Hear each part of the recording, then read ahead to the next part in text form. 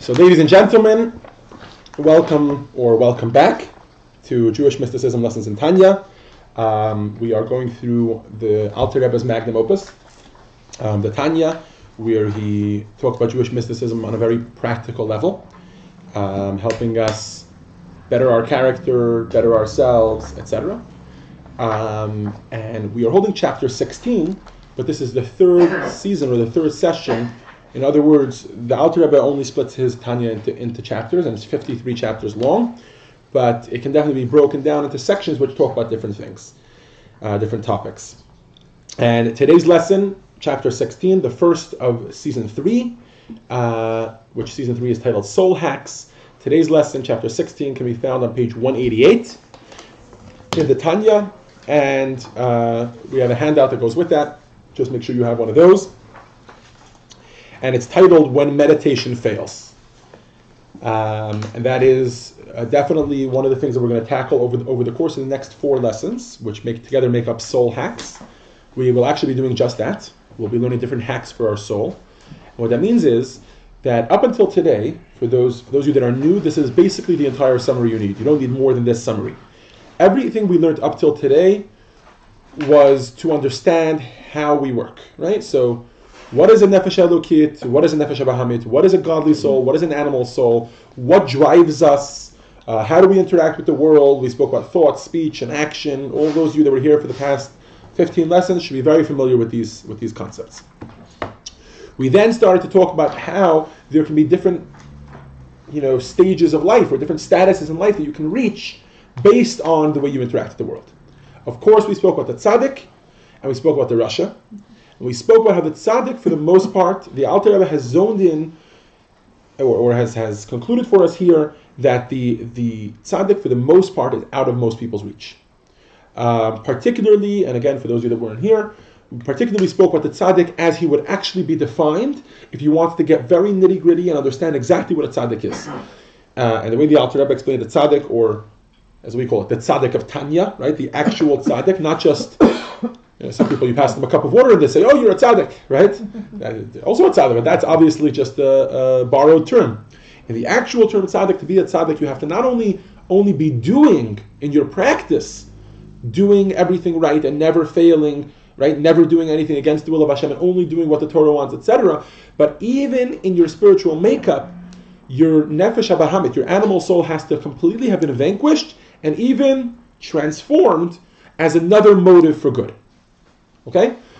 Which means that not only do you not have a practical struggle, I'm faced with an opportunity as to whether I can be violent with this individual or treat him calmly, and and the right decision to do is to act calmly. Not only are those battles that the tzaddik wins, the tzaddik also wins the emotional battle. In other words, even the emotion that might drive getting violent, such as being angry or being which, according to most moral codes, by the way, including the moral codes in America, if even though we talk about getting angry as a very negative thing, if you get angry and it stays completely within yourself, nobody gives two hoots.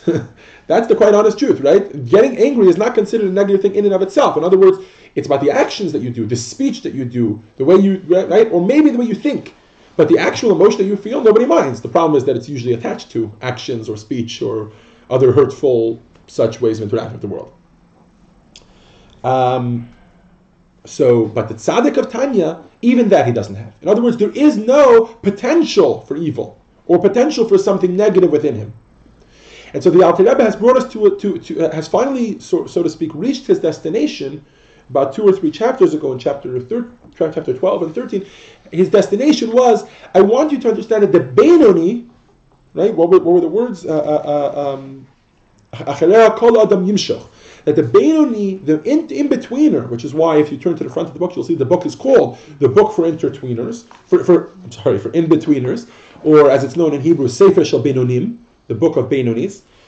The in-betweener is what the Alter Rebbe wants to zone in on. And as we mentioned in chapter 12, for the rest of the book, the Alter Rebbe's goal is to try to aid us in being as close as we can to a Beinoni for as often as possible.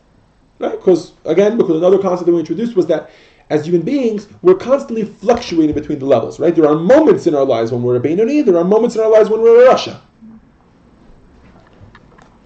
Okay, that's basically the entire review of what we've done, the entire summary of what we've done until today. And if you're new here, that's pretty much it you need. If we reference old concepts, I'll be sure to give a brief explanation of what they are as we get to them. And I'm sure even those that were here in the past will forgive me; they can use the review. Right? Okay. So without further ado, chapter 16, when meditation fails. Actually, with one more ado. The other ado is for those that are new to the class. The format of the class follows. Because we don't want to bore you, we don't want to make this too much of an exhaustive class, we don't read the actual text inside. If there's a particularly tricky subject, we will read it inside, we'll turn to that paragraph. However, I encourage you to peruse it either during the class, or before the class, or after the class, to actually read over the chapter that we do in the class. It will be very beneficial for you. What we do in the class is, for lack of a better term, a farbringen. We schmooze about the topic of the lesson, of the chapter, and we go through it step by step, and that's where our handout comes in very helpful. So now, without further ado, chapter 16, when meditation fails. So the Beinoni is our ideal. We're trying to be a Beinoni. We want to reach that stage. What is the Beinoni? Let's remind ourselves what the Beinoni is. The Beinoni is someone who does not have a practical struggle. And for those that are new, this will come as a surprise. The Beinoni is someone who never makes the wrong decision. In other words, he always ends up doing what Hashem wants. And that's why there are moments when we're a Beinoni and moments that we're not a Beinoni. But in order to be a Beinoni, you have to be doing the right thing. Where the Beinoni differs from the Tzaddik is in his emotion, in his mind. In other words, the struggle by the Beinoni is very real. Can we say so? Even more real than by the Rasha. The Rasha struggles with it, but he's got his ups and downs. For a Beinoni, the struggle is very real because each time the struggle is new, and he says, "Why do I deserve this struggle again? If last time I already went through this, right? I woke up. The example we always give is waking up for minyan, right? I woke up for minyan yesterday, and I was able to schlep myself out of bed to come to shul. Why today do I need to go through it all over again?" Right? But again, the Yetzer Hara, the evil inclination, or the drive for negative, or the animal soul, or whatever word have you, is there every morning, every struggle, every moment, every action. It's there again. And he's, "Hello, I'm here. Let's battle this out again." Each time the battle ends properly, but of course we can say that beautifully while sitting here in a classroom and all of us sitting very nicely, there's cookies and water on the table, we can say that. For the Beinoni, it doesn't help that he knows that every time he's going to win the struggle. Right now he's in the struggle. Maybe this time I will fail. That's the Beinoni. How does the Beinoni achieve this? Right? So that's how the Alter Rebbe starts off chapter 16. V'zeh klal gadol b'avodat Hashem labeinoni. Says the Alter Rebbe, the cardinal rule by the Beinoni, bullet point number 2, the Beinoni's mandate is wrestle with your nature and seek to conquer it. That is his constant life goal. How does he achieve that? The Alter Rebbe proceeds to enlighten us. So we've introduced the concept before, which we've never really touched on it enough. And I feel like now is a great time to elaborate on it because the Alter Rebbe elaborates on it. And that is the statement that the Alter Rebbe has made in the past and makes again in this chapter, which is Ki hamoach shalit al halev betoldato.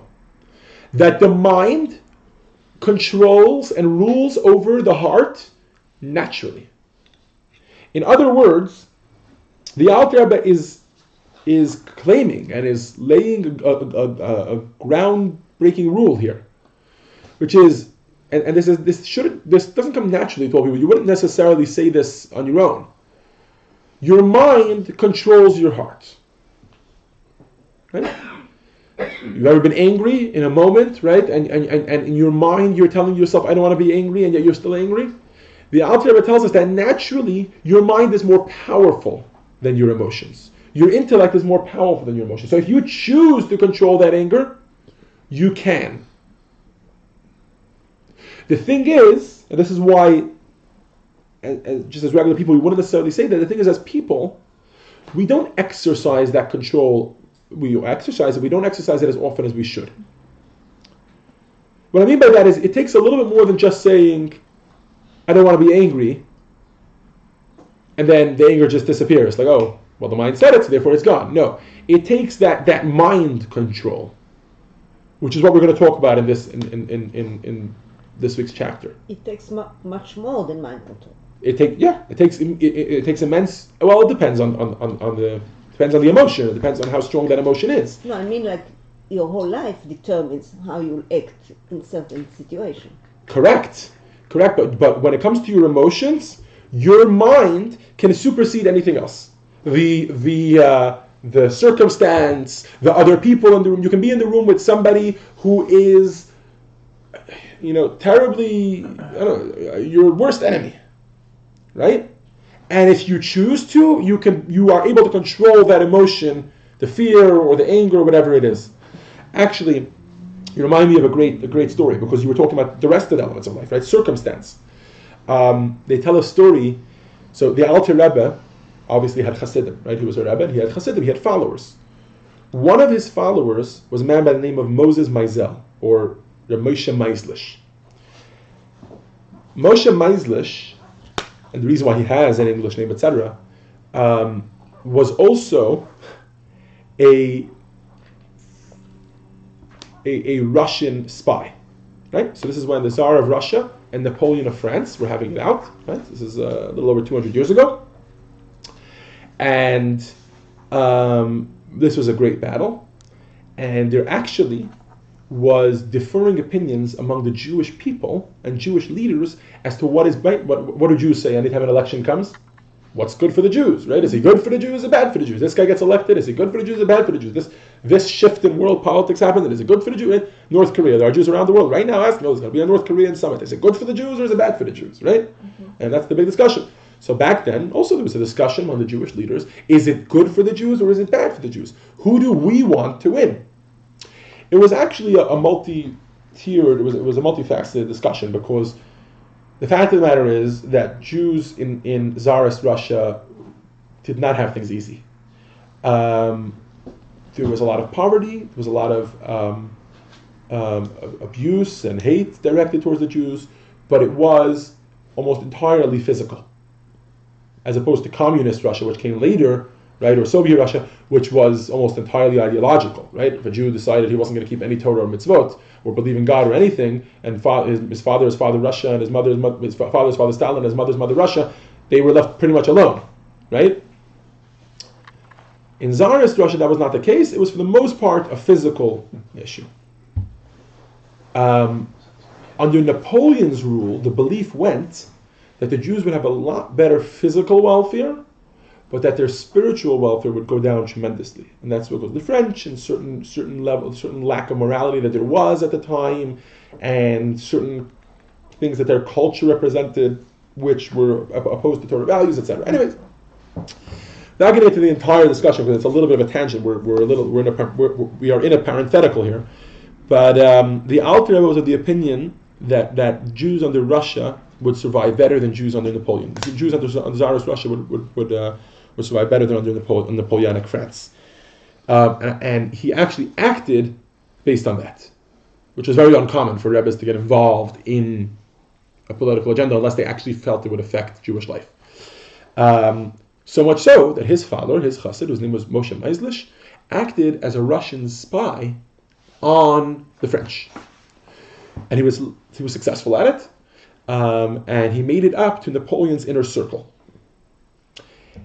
And he was sitting in on a meeting, and I don't know if Napoleon suspected him. I don't think so. I think the story goes Napoleon, who in general was very paranoid, was at that moment extremely paranoid that there was someone in the room that was a spy, and I guess he sort of wanted to try him out, and he turned to him, and he pointed his finger at him, and he said, "You are the spy!"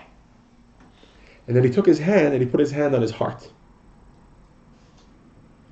And Moshe Meisler shared later, he says, if it was not for Tanya, I would have been dead in that moment. Why? He says, because of what Tanya taught, that the mind rules over the heart naturally, I was able to make, and of course I had experience and exercise with that in other moral choices throughout life, practicing what Tanya preaches. I was able to tell my heart, now is not a time to beat any quicker than any other heartbeat. And the heart listened. Fear doesn't enter my mind now. I'm reminded of this because you tell me that it's not an easy thing to do, right? Even if we're standing in this room, if I were to just look at you and say, you're the spy, and scream and put my hand on your heart would probably beat a little quicker, right? You'd be a little bit scared, even without knowing what to be scared. Never mind if you knew you were the spy, right? And so he credited Tanya, and this part of Tanya, with giving him that ability. But the Alter Rebbe says that the encouraging factor is that it's actually natural. In other words, it takes effort, but it's natural. And we'll talk about that in a moment, right? That's later on in the bulletins. So in most instances, that is what the Beinoni excels at, which is why we're going to have an elaborate discussion about it today, because that's really what each and every one of us are here in this room for.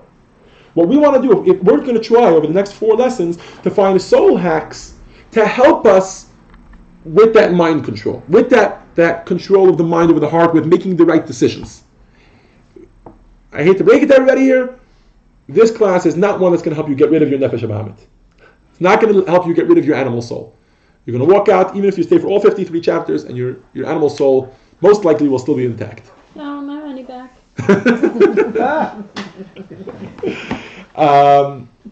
What we will attempt to do is to help me reach that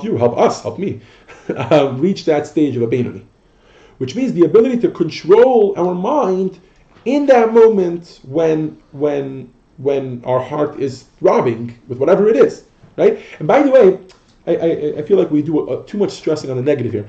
That's not just when you get angry to control yourself that you shouldn't be angry. That's also when you should be loving to control yourself that you should be loving. It's a little harder, no? Anybody with me here? Mm-hmm. During davening, we're told, right? Let's not even talk about loving another person. That's a whole other stage, right? And that we're going to get to that, by the way. That's chapter 32, which I was just talking. This is a real parenthetical. Just 2 weeks ago, I was talking. I hope to have the author of this book come down and teach chapter 32 to us next year at some point. We're working on that. We'll see if it pulls together. His rate's a little bit out of our budget, but hopefully, if we get together with a few other Chabad houses and we have him talk a few times, we can get him to come down. Rabbi Chaim Miller. Where does he live? He lives in New York, in Brooklyn. New York. Yeah, so he's the author of this version of the Tanya. Anyway, but to end the parenthetical, so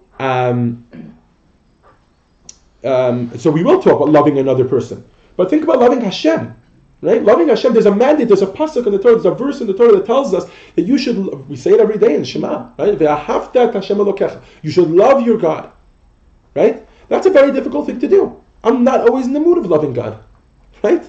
When I wake up one day and the stocks are down, and whatever, and that's something we can sit and laugh about, right? But some people struggle with someone in the family being ill, right? And in that moment, just like every other moment in our lives, it's one of the, I think there are 7 or 6 constant mitzvahs that a person is obligated at every single moment of the day. Believing in one God is one of them, right? Another one is loving God.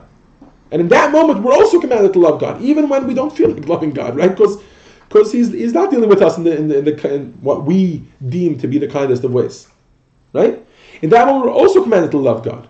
And in that moment, again, comes this mandate of moach shaltal alev, that our mind naturally controls our heart, and if we put in enough effort, we can develop that love even in that moment, and even forget the difficult moment. Let's talk about just a boring moment, right? You're davening one day, and it's just a plain davening, right? Let's be honest, davening sometimes could just be words, right? Even if we are thinking about what we say.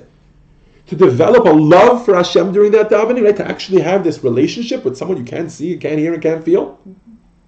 Tanya's goal is to help you develop that love when the time comes. Again, because the mind controls the heart naturally. And that's where meditation comes into play. Before we talk about meditation and how that works and what the effort involved in these things is, I want to address number 2. Right? So how is this achieved? How does the Beinoni achieve his mandate of wrestle with your nature and seek to control it? Number 1 is by harnessing this natural control of mind over heart. Number 2, and this is just important to mention, is that in extreme instances, there is a special energy, or like Tanya calls it, a light.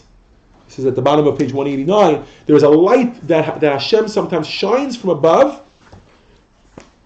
and in that moment it helps us. Even if it's beyond our control, even if it's something that we can't naturally overcome, when we do our best, Hashem adds that extra little bit. And that, like we said, that extra energy, so long as we put in our effort properly, is accessible for every man and woman. It's like during the Chadim, during Rosh Hashanah. No. In your struggle. On any regular day, there's an extra, or you're right, the Chagim have their own special light and their own special energy. But I'm talking about on a regular day. Chagim is holidays. Chag, right? Like Chag Sameach, you put a Chag Sameach. So Chagim is plural. No, I'm talking about on a regular day.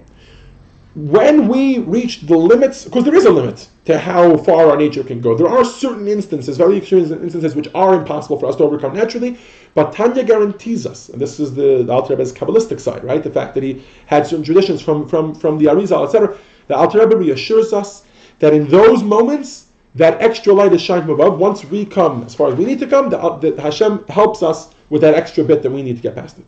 So what we need to know is that every instance, every struggle that we have between good and evil, we can overcome naturally, based on our natural tendencies. I don't know if tendency is a good word. Based on our natural abilities, let's call it. Tendencies is what we tend to do. We don't necessarily tend to follow, to use out our abilities to their fullest. Okay. So the first thing that mind over heart is going to demand is focus. Okay, and that goes both for the negative and for the positive. In this chapter, for the most part, the Alter Rebbe is going to talk about it in the positive. What that means is developing a love for Hashem, and he's going to talk later a little bit about fear. Okay, which means again developing a fear for Hashem or an awe for Hashem. But for the most part, he's going to talk about developing a love for Hashem. And the first thing that demands is focus. And every time we meditate, right, and this, for those that are new, we learned about this in the first few chapters when we were introducing the spiritual makeup of a human being, we spoke about that's the way things really work, right? We start off, right, everybody remember the 10 powers that we have, right, the 10 powers that we have, 3 of them intellectual, and then 7 of them emotive, right? Everything starts in our brain. What we think about, that gives birth to an emotion. If we think about how amazing something is, the more we think about how amazing that thing is, the more that will give birth to a love or some other positive version of love, positive emotion of that thing, right? Think about our spouses. The more we think about our spouse, we think about all the positive things that spouse does for us, etc., the more that develops into a love for that spouse, right? Love is not, right? Anybody who's been married for more than a day knows that a relationship takes work, right? And keeping a love alive or even having a love at all takes effort. So the same thing is with regards to Hashem. If we want to love Hashem, that takes effort, and that takes meditation or thinking, right? Sometimes we use words, and meditation is one of those words. We hear about it all the time, and some people have an image of somebody sitting cross-legged, and yoga and Buddhist, and also. But there's meditation in Judaism doesn't have to be sitting in a room or quiet. It could be in the middle of davening, and the minyan is davening, and you're sitting there, and you're thinking. You're completely focused. Right? And this is where the focus part comes in. During davening, we could take a moment to completely focus on Hashem, which means not just focusing on Hashem. In other words, for a moment we think Hashem, He created the world, great. No, but actually. Not just personally thinking about it, but when you're thinking about a difficult problem or something very deep, people can come, they can wave their hands in front of you're actually focused. It's a proper focus. And during davening we can do that, or even at any moment, by the way, right? Sometimes that happens when you're on top of a mountain, right? And you're thinking about how beautiful the world that Hashem created is, and then it leads you to thinking about Hashem. But when you take a moment, and this is meditation, I think we had this discussion, Chef, right? This is meditation in Judaism. It's not necessarily sitting with your hands closed. I'm not sure that there's necessarily mantras. I know that there are mantras in other religions or in other forms of meditation. But a mantra in Judaism would be maybe just thinking about the words of davening, but there doesn't have to be something you repeat. It's that intense focus and that ability to think about one thing for a prolonged period of time, B, in a very focused manner, in other words, without getting distracted. Think this little Yetzer Hara, right? Maybe that's one of the reasons why on Shabbos we're not allowed to use it. Right? We think the reason is, right? In today's day and age, it's very hard. Even just having attention is a hard thing, right? And I'm not talking about attention in a class. That's also very impressive, and all of you are Baruch Hashem, are very good at that, and nobody's on their phones, etc., right? But that's one level of attention. But to a degree, it doesn't take that much attention because I'm entertaining you, right? I'm keeping you stimulated. But then there's the moment when you're not. All your mind wants to do is zone out, right? I think for men, this is also particularly difficult. Women don't understand how men could sometimes be thinking about nothing, right? But for women as well, it's a difficult. It takes effort, but it's doable. Not just is it doable. Alter Rebbe says that with enough effort, it's actually natural. It works. It's not something like, oh, you're going against nature. Oh, like sometimes emotions can feel very overwhelming. Whether the lack of emotion, of a good emotion, or the existence of a negative emotion, they can feel very overwhelming. It's like I don't have any control. My emotions just rule. No, our emotions do not rule our lives. And if we choose to put our minds to it, pun intended, not pun, right? Literalism intended. If we choose to put our minds to it, in other words, to put our minds to task and to actually focus, then we can actually control what emotion we're feeling at the time. Yes? Now, these meditative, emotion-inspired mitzvos sort of Yira'ah, is there any way it goes to Atzilut? Wait, we'll get there. That's section 5, right? That's the end of the lesson. We'll talk about that. Okay, sorry. In short, to answer your question is no. We'll get there. Okay? But now we're holding section 2. Right? So the problem is, this should be the challenge that most of you are thinking in your heads, even though you're polite enough that you don't interrupt me. The problem is that sometimes it feels like it's not so doable. Sometimes it feels like, no, I actually tried it. Right? I don't know if anyone in the room really has. I don't know you well enough. I think I know everybody in this room a little bit. I don't know if you've tried it enough to be able to say what the Alter Rebbe is saying now, but it is a legitimate claim, which is somebody can actually do that, which means they can actually focus. They can actually spend time, effort, energy in focusing their mind and only thinking about Hashem and only thinking about the greatness of Hashem, and yet, for some reason, it doesn't give birth to a love. It doesn't give birth to an actual love the same way they love their spouse, the same way they, love. We know what love is. What does this mean? It means in his mind, he's there. He believes and understands and logically has come to a conclusion that God is great. God is amazing. It's even appropriate to him. It makes sense to him that we should love God, but it's not an emotion. In other words, he struggles. I'm skipping around here a little bit, but the Frierdiker Rebbe is the one who posed the question, which is, there's a commandment in the Torah to love Hashem. How can that be? How can you command somebody to have an emotion? Emotions are dependent on other parts of our being. How can you command them to have an emotion? Not only to have an emotion, to have that emotion all the time. Right? So the Rebbe's answer in short is that we're not commanded to actually love Hashem. We are, but what that means is we're commanded to use our minds, that power that we have in our minds, to think about things that give birth to a love. And so that's what makes this question even more powerful. What if I'm doing that, and I'm actually focusing, I've actually zoned in on this, my smartphone is either non-existent or in this reality is non-existent. The other people in the room, the other elements in the room, what it smells like, what it sounds like are non-existent. I've managed to zone myself into a place where the only thing I'm thinking about is the greatness of Hashem. As a result, I've come to a logical conclusion that Hashem deserves to be loved. Makes sense to love Hashem. I have a desire to love Hashem because of that. I maybe started before that. Maybe the reason I started this meditation is because I want to love Hashem. Right? And yet the system seems broken. Those thoughts are not turning into a desire. They're not turning into an emotion of love. Right? This is very unnatural, by the way. It really goes against. It's really the system being broken. We'll talk about it in a moment why this happens.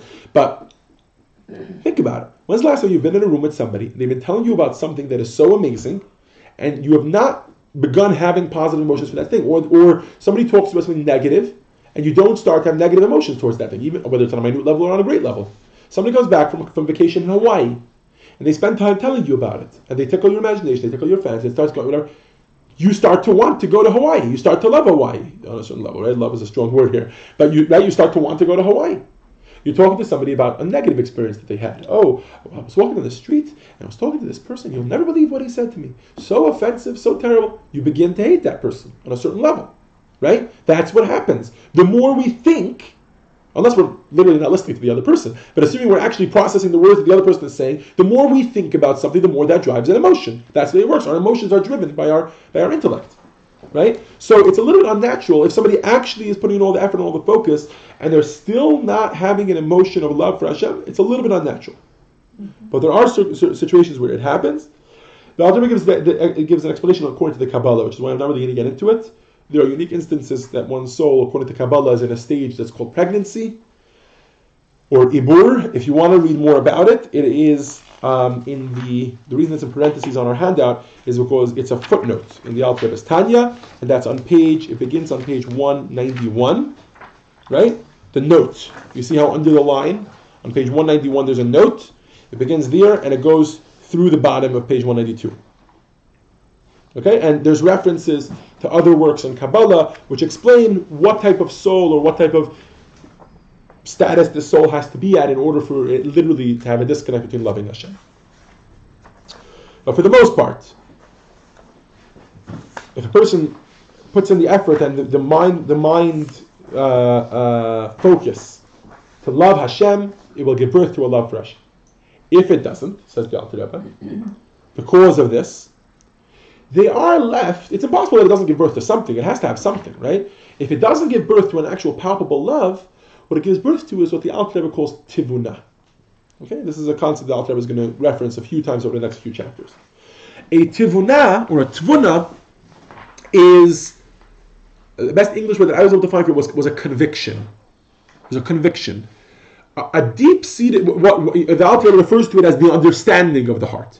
Even if it doesn't, right? We all know the difference between understanding and emotion. Everybody here knows the difference between intellect and emotion, because we're about to start blurring the lines here. Right? Here we're talking about an understanding that you can have in your heart.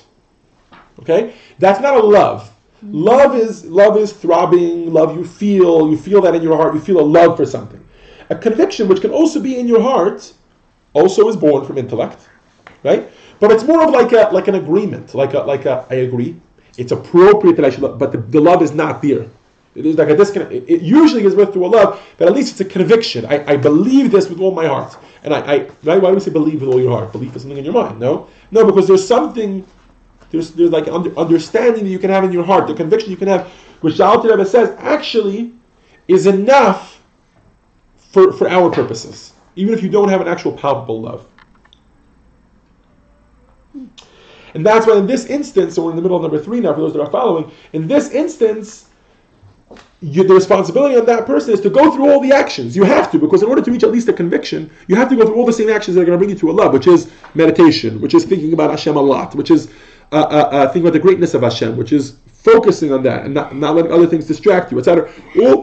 All these points that we mentioned that would bring to a love, that's, if it doesn't lead to a love, it will at least lead to a conviction. And for the purposes of what we need the love of Hashem for, that's enough. What is that? Right? In order to understand why it's enough, let's understand why do we even need to love Hashem. Right? I know it's a mitzvah, and obviously that would be enough for us. But at least in terms of like understanding our relationship with Hashem, why is love an important factor? Anybody? I'm curious. Before we talk about it from a Tanya perspective, why loving Hashem is why is loving Hashem important? Besides, you're not allowed to use the cop-out answer of that it's a mitzvah. Makes our life better. Why does it make our life better? Because when we have this connection to Hashem, we less angry, we deal with things better. You say because we love Hashem and we have a connection with the one who runs the world, so we have more of this feeling of like He has a plan. And is that what you're referring to? Like there's no need to get angry. No, because naturally, if we are connected to Him, like if we feel His presence all the time, and we feel that He is with me all the time. Oh, so that you're not scared. You don't fear other human beings, which as a result has less anger, right? Because a lot of anger comes from fear. Okay, fair enough. That's a good reason. Everything you're saying is true. Meaning we're going to introduce a novel concept here, and I don't think anybody's ever heard of this before. But I want to hear the other elements because these are all good reasons why we should have a love for Hashem. Yes, Ashley. Love is selfless, and so loving God allows you to get outside yourself. Very good, 100%. That's not what we're going to talk. Is that what you're going to say? And you? Okay. No, that's true. Loving, and this is also why marriage is such an amazing thing, right? But loving, if you actually have a true love for someone else, in this case Hashem, what you've managed to do is to creep outside of yourself, right? Which is also why it's important to analyze our love in a relationship. This is again very parenthetical but very useful, to realize, do we love the person because it's just like a good arrangement, where they, I don't know, the other spouse does my laundry and I bring in like it's like a good. They do that? Does it? You know what I mean? Like it just works. Oh, you cook and I'll do the laundry, or you have a job and I'll whatever. Is that? Otherwise, it's literally just it's a good. There are people that do that too, right? It's just a business arrangement. It's a business arrangement. It's a different type of business arrangement. But love means that there's. I know it sounds laughable, by the way, but unfortunately, there are a lot of. I don't think there are a lot of relationships. I think there are a lot of times in our own relationships when this is the case. And I think that it's always important to remember that love is about the other, right? And that's why with Hashem, it's the ability to get out of ourselves or out of our own egos. That's a very good reason. Yeah, go ahead. Also, if we love Hashem, we will love everybody else. If we really love Hashem, we will... Okay, so that's a very Hasidic concept, which means it involves other beliefs as well, which is that other human beings are also children of Hashem. It's tied in with a few other elements. So we'll leave that one out for now. But what the Alter Rebbe is going to introduce us to is that according to the Kabbalah, whenever we do a mitzvah, okay? Now, mitzvah has nothing to do with emotion. Let me just clarify that, right? Everybody with me? Yeah. Besides for the mitzvah that commands an emotion, which is only two of, loving and fearing Hashem. Okay? Aside for those mitzvahs, what is a mitzvah? Examples of mitzvahs? Putting on tefillin, lighting Shabbat candles. You can be thinking about the Lakers game and lighting candles, and you're good. I don't advise it. Your lighting candles will be much more meaningful if you don't, but you could, and you have still done the mitzvah. That's the fact. There are now, even the mitzvahs that do demand, for instance, putting on tefillin, you actually do have to think about the fact that through putting on tefillin, you're connecting to Hashem. Otherwise, you don't fulfill the mitzvah, right? When you study Torah, you have to think about what you're learning. Otherwise, you're not actually studying. You're just, right? You're studying the Lakers game, right? But even those that do demand that our focus be there, it doesn't demand an emotion. An emotion is not demanded. In order for a mitzvah, Michal, you with us? Yeah. Because this is the point you were mentioning before. Right. In order for a mitzvah to, quote, fly up above, or to soar up to the Almighty, which is the point. In other words, in order for us to connect to Hashem through a mitzvah, in order for us to climb out of our ego and be able to connect to something that's way higher than us, in order for the mitzvah to be effective, that mitzvah has to be driven by an emotion, or should be driven by an emotion. It doesn't mean you didn't check off that you did the mitzvah. You could. If you shake a lulav and you're not thinking about anything, you're definitely not feeling anything, you're good to go. You've done the mitzvah. However, if you want that mitzvah to be able to fly up into the spiritual realms, which we're going to talk about in a moment, what the spiritual realms are and how high they go, etc., right? If you want that mitzvah to fly up, it needs... Tanya is great at analogies or at using good analogous terms. You need wings. And how many wings does a bird have? 2. Every mitzvah needs 2 wings. Or not every mitzvah. The mitzvahs as a whole need 2 wings. And they are love for Hashem and fear of Hashem. We've already spoken a lot about the fact that fear of Hashem is not fear like you're afraid to get hit by a car. Right? Fear of Hashem is more of an awe of Hashem. This feeling of like, Hashem is so great that I have it, right? And those 2 emotions help any mitzvah that we do fly up to Hashem. Which, by the way, and again, this is parenthetical, but it's very, very relevant. The next time you do a mitzvah, I want you to think about that, right? Meaning, it pays to invest the time beforehand to think about Hashem and to think about the fact that you're connected to Hashem, to this and how special it is, and to try to develop some sort of emotion towards Hashem while you do the mitzvah. And those 2 wings are love of Hashem, love for Hashem, and fear of Hashem. For the purposes of those wings, even a conviction that the right thing to do is to connect to Hashem, and Hashem is such a great being, and how kind He is, how amazing it is to have a relationship with Hashem, even if that doesn't translate into an actual love, is enough. But by the way, that conviction is not that easy to get to either. It also demands a lot of focus. Can you define fear in this? Sure. So fear in this context is better translated as awe. Think fear of a king, right? I think kings, not even today's day and age, but back in the day, were the only human beings that were really able to be feared and loved at the same time. They were feared. I'm not talking about the kings that were feared because, he was like an impulsive king or whatever, paranoid and would chop off people's heads and left and right. But no, a real proper king, a good king, right? A good king, first of all, was beloved by his subjects. Right? Have you ever read that in books? Isn't that an amazing thing? Anybody ever thought about loving not just this president, any president in history? Anybody ever thought of having a love for them, or like a prime minister or something? A love? I agree with their policies. I think they're maybe even an amazing person. I respect them, but like a love, right? People actually had a real palpable love for the king. Like they would have done anything for the king, right? You ever heard that before? Not, of their own free will. At the same time, they had a fear. Not a fear, but like more of an awe. Like this, like the king was such a great and awesome thing that was like to be in the king's presence was like, right? And by the way, it was a little bit, meaning I think today's day and age, most popular belief is that was a little bit mistaken. It's because they had like a, right? Is that what you... No, I was going to say, that was going back to loving God. Go ahead. 1 second. Let's come back to it in a moment. But with regards to the king, I think most people today say that that's a mistaken belief that they had, because they actually believed, right, that because they came from a royal family, there was something actually about them that was special, which I think today for the most part we believe is not true, right? Mm-hmm. I think. Even if we get up at 4 a.m. to watch the royal wedding. Yes, back to loving God. That's the topic. It's not back to it. We're here. Yeah, we're here. Go ahead. It's my understanding that we have a spark of God within us. We introduced that at the beginning of Tanya, correct? Yes. And therefore, in loving God, perhaps we ignite love of ourselves and that soul within us, which then allows us to communicate with God, and then you get a energy flowing back and forth. 100%. Okay, so you're touching on a lot of points here, which is that the fact that we have a spark of Hashem. Okay, so this has to do in chapter 32, where the Alter Rebbe is going to talk about loving another Jew. The Alter Rebbe is going to talk about that immensely, because when you love another Jew, the ultimate level of loving another Jew is that you love another Jew no matter what, and you love him like you love yourself. Which, if you think about it, is really not possible, right? Most people will say it's not possible. How can you love another being like yourself? But when you think about love in terms of the fact that you have a spark of Hashem within you, then you can understand loving another Jew, because they also have a spark of Hashem in them, etc. Right? The neshama, what we call the neshama, which in the beginning of Tanya we introduced as actually a piece of Hashem.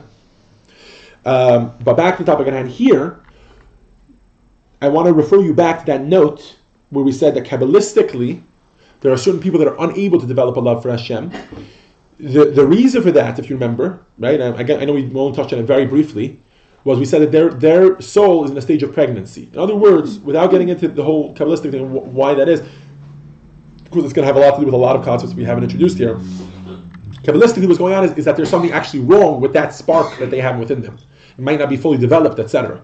And that's why it maims that ability to have a love for Hashem. Does that make sense to you? I think that touches it precisely on what you're saying. And it definitely touches on an energy that goes back and forth. It becomes almost like a dance, where we begin to love Hashem, and then Hashem loves us back because of it, and then it gets more and more, definitely it gets more advanced as we go through our lives. And the more we exercise that, by the way, I want to stress that, the more we exercise that mind focus, which we said is important to develop a love for Hashem, and then that actually turns to a love for Hashem, and Hashem loves us back. And then the more that is practiced, which many people, whether they go through that, most people, or many people, I don't want to cast judgment on the whole world, but I mean like, or even on anybody in this room, but like, I'm sure many people have had that moment where they felt an extreme love for Hashem. But the more we practice that, the more we exercise, it's like a muscle. The more we exercise it, the more advanced that love becomes, and the more all those other benefits that we spoke about, why we should love Hashem, all the ones we spoke about here, as well as our mitzvahs flying up above, come into play. So very good point. Thank you, Jeff. Yes. Does emotional immaturity sort of like prevent the realization that you cannot reach? Well, definitely emotional maturity. I mean, I hate when we just use terms that don't necessarily have a very defined meaning. But I think what you mean by emotional immaturity is when a person doesn't have proper emotions, right? So their emotions aren't fully developed, that they can actually love somebody. They don't, right? Which is usually, emotional immaturity is usually reserved for children, which is why Jewish children are not held responsible for their actions, right? Whether that action is doing something negative, or also, again, we tend not to think about this, but not doing something positive. They're not held responsible for it. One of the reasons for that is because they don't have emotional and intellectual maturity, which means that how are they expected to love Hashem if they don't have the ability yet to have a real love. Right? So I think that's what you mean when you talk about emotional immaturity, and yes, that would definitely hinder that. But I think even with regards to adults, it's possible to have emotional immaturity, and perhaps that's what the Alter Rebbe is talking about, that we should exercise it more. The more we actually work on having a love for Hashem, the more that we gain emotional maturity, or we develop, right? We grow. We grow and are able to have that more and more, right? That takes mind focus. Could you go over just different concepts? Sure. 10 reasons why you should have that love. 10? Hashem, yeah. I don't know that I have 10 offhand, but the main reason that we're talking about today is the fact that every mitzvah, if we want it to fly up to Hashem and actually perform its purpose, which is to connect us to Hashem, if we want to be able to do that, it needs wings. Those wings are what we call Ava and Yira'ah, love and fear of Hashem. Both, by the way. And again, parenthetically, because we're going to talk about this much more later in Tanya, for the most part, that love and fear is split among the 365 negative commandments and the 248 positive commandments. So positive commandments, just like positive things we do for our spouse, right, are inspired by a love. Negative commandments, negative doesn't mean doing something negative to the other person, right? Negative means not doing something negative. The fact that we don't. By the way, this is another great lesson in terms of our own relationships with our spouse. The fact that we don't hit our spouse, right? The fact that we don't abuse our spouse, we don't do other negative things to our spouse, doesn't necessarily come from a love for them. That's very hard for that to connect. It comes from an interesting word. So I'm going to avoid using the word fear, because I don't think it's healthy that people should fear their spouses. But another word for fear, and perhaps that's how it can be translated in our own relationships, is what? Anybody? What do we have to... What? Restraint? In America, unfortunately, especially in popular culture, there is a very, very grave error that they popularized, which is that marriage is all about love. Marriage is about love, but there are actually 5, according to Chassidus, there are 5 key things. I'm not going to go through all 5 of them. We could, but I'm saying, like, the main one that I want to talk about today, I saw you already. I'm just going to write them down. I'm happy to share them with you after the class. But the main one that I want to talk about today, anybody, what's the second most important thing there has to be in a marriage besides for love? Respect. Very good. Is that fear? Love? Respect is fear a little bit, right? It's a little bit, it's a distance. It's definitely a distance, right? Anybody, why respect is so important in a marriage? Restraint. It's earned. What? Because it's earned. And okay, it is earned, but I don't know if that's why it's important. It doesn't change. One of the reasons it's important is because in order for you to be able to have a relationship with somebody, there has to be that give and that take. There has to be and if that give and take is more love and less love, that's not a healthy relationship, right? A healthy relationship is where the love is the give, the respect is the take. The respect is you are you, and I am I. I don't need you to be like me. Right? Another mistake people make in their marriage. I know it's not a marriage class, but I feel like it's turning into one. I hope nobody minds. But the other human being has to also be a human being in order for you to love them. Right? They can't just be a reflection of you. Right? Which is why you find, hopefully in positive relationships, that sometimes they have very different personalities. You know, I mean, my mom and dad, I never would have put them together. I don't know whose idea it was, but it's very comical now, 40 years down the line. What? It makes the marriage more complete. It makes the marriage more complete when there's love and there's respect, right? There has to be both of them. There has to be 2 separate human beings that then come together. Even though the neshamas are, right, it's very hard because the neshamas are half-half, right? But they're put into 2 different bodies and they have 2 different ways that they work. And for them to come together, there has to be the respect as well. So, but back to the point at hand, right? So let's close that parenthesis. Back to the point at hand, in our marriage with Hashem, right? Of which we just celebrated our 3,333rd, not 33rd, 3,330th. In 3 years from now, it'll be 333, 3333 anniversary. We have to have both of them. There has to be the love and the respect, right? The love and the awe, the love and the fear. And the love drives all of the positive things that we do for Hashem or to connect to Hashem. And the fear or the respect or the awe, that's what drives the things that we don't do that Hashem asks us not to do. Does that make sense, everybody? So again, like I said, we're going to talk a lot about that later, how those 2 drive each other, but I was in the middle of answering your question.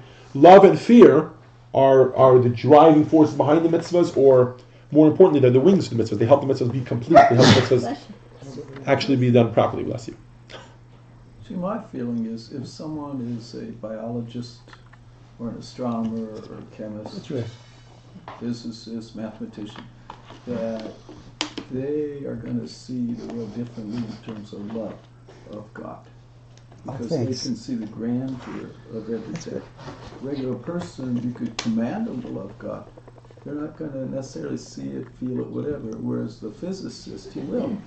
Because he studied it and then he'd say, this is extraordinary, the world can be created like this. I think I think you're mistaken. I think what you're pointing out is that different people have different ways that they connect to Hashem. Right. But everybody has their ability. Think about someone that you know that perhaps is on a much simpler level. They live their lives much simpler. They're not very deep people. They wouldn't be caught in a Tanya class dead. You know what I mean? Like they don't philosophy is not their kind of thing. Do you think that means that they don't have emotions? Because emotions are born from intellect. Of course they have emotions. Their emotions might be born easier than our emotions are born. And I don't think that should be judged easily, because I think everybody has a problem when you just want to let your emotions run free, nobody has an issue. But when you actually want to focus your emotions, I think everybody, equally has the same problem. I guess in one way that I can answer your question is that the physicist, the same way you're saying he has more to see and maybe more mental capacity even to be able to understand Hashem better and therefore to have a better love for Hashem, on the same level, on the same token, or the flip side of the same coin, it's also harder for him to develop a love for Hashem. Does that make sense? Because simple things don't impress him. He goes to the top of the mountain, he's like, yeah, of course the top of the mountain is beautiful, yeah, I get it, whatever, because A plus E equals C. You know what I mean? As opposed to us, simple folk, at least in terms of a physicist, right, compared to a physicist, I don't think anybody here is simple, but compared to a physicist, we are inspired easier, or whatever you want to call it, right? But I think that the common denominator, I think this is the point that Alter Rebbe is making, between us and the physicist, is that we cannot get to that love without mind focus. Without focusing our minds and our thoughts to actually think. You're not going to love something unless you concentrate your thoughts on it, you think about it for long enough. It's just not going to happen.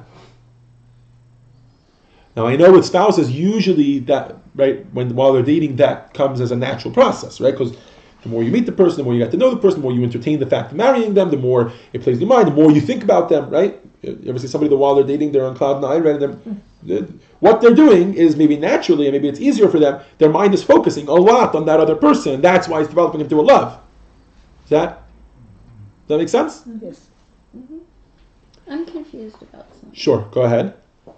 So I don't want to get too off topic with everything. I feel like we're going. About this broken system. Yeah. So. Very seldom, by the way. I would not assume that you're like that. Go ahead. Yeah, I'm confused by two things you said. That if I'm in shul and I'm just not feeling it, does that mean my system is broken? No, the answer to that could be two things. Some people are sent here Wait. with broken systems. Some people are sent here with broken systems. Your system is not, or maybe it's at certain moments. Either way, it does make a difference. What's important to understand is that those symptoms you described, which is you're in shul and you're focusing and you're trying whatever, right, and you're not giving birth to a love for Hashem, the reason for that can be twofold. Number one, because you're not focusing enough, or you're not learning enough about it. There's not enough mental feeding into the emotive, right? Or the kids are crying in the back. Well, yeah, that could just be attention or focus, right? Not focus, or the system is broken, right? If the system is broken means that but that should still lead to a conviction. I think you would feel that conviction if the system was broken, even if you wouldn't feel that love. And that conviction is very powerful, by the way. I know it's downplayed here in Tanya, but it's pretty powerful. People feel the conviction even if they were sent here with it broken? Yeah. Because then what's broken? What's broken is they can't have a palpable love. They cannot have a palpable love. And that has something to do with the way their neshama is hardwired. I purposefully didn't focus that much on that one because I don't think it's that practical. Not because I'm avoiding the topic. I think most of us, I think I can make a safe assumption about everybody in this room. If you're sitting in shul, or you're sitting at home, or you're sitting on top of a mountain, or you're I don't know what, right? And you're trying to focus on Hashem, and it's not giving birth to a love, for the most part, try harder, I think. Mm-hmm. Focus more. Think more about it. Find more creative angles to come to it, etc. Mm-hmm. Okay. Yeah. Maybe one day I'll bring somebody down here, because I definitely ain't doing this, to give like a real meditation. Like Jeff, I know wants that, but I'm sure many people want that, to give like a proper meditation, like a practical meditation class. How do we meditate according to Jewish? Can we focus on the Yud Kevatke as a meditation? Sure, but it remember that it has to be it has to be accompanied by something about how Hashem is great, something that talks to your brain. Whatever talks to your brain, usually just letters ain't going to do it. Does that make sense? It's going to have to be more than that. It's going to have to be something about how great Hashem is and how Hashem affects your life. Mm-hmm. In whatever way. No, but if you seek to meditate... I think that touches on the mantra concept. Like, you want a mantra, you want something to latch onto, something to, so maybe, yeah. I think there are people that do that. No, who told me they were once? Malka Nicholson told me she was once at an Aleph Bet yoga class, where all the poses were based on the Aleph Bet, and there was Kabbalah involved, etc. Which sounds very interesting. But I think it works for some people, it doesn't work for others. You know what I mean? I think that the concept is mainly that you're thinking about Hashem. I actually think in some ways that class might be distracting. I mean, it could be too many other aspects of the yoga distract you from it. Let's just, one second. Sorry, I'll take some more questions just a moment. I just want to finish off the class because I know there are probably some people who need to go, and we're 3 minutes to 8. So, where are these mitzvahs soaring? Right, Doug? That's what you want to know. Where are these mitzvahs soaring to? So there are 4 spiritual realms. We're going to talk about it very briefly. I know there are those that have more or less familiarity with it. There are 4 spiritual realms. The world as we know it, the existence as we know it, is not the entire existence, which means, and when we talk about the creation of the world was created one step at a time from the top down. This is the lowest world. The world we find ourselves in is the lowest world. We're not talking about other galaxies. We're not talking about other Milky Ways. We're not talking about other, I want to clarify all these other things that people imagine in their heads. We're talking about alternate realities, so to speak, okay?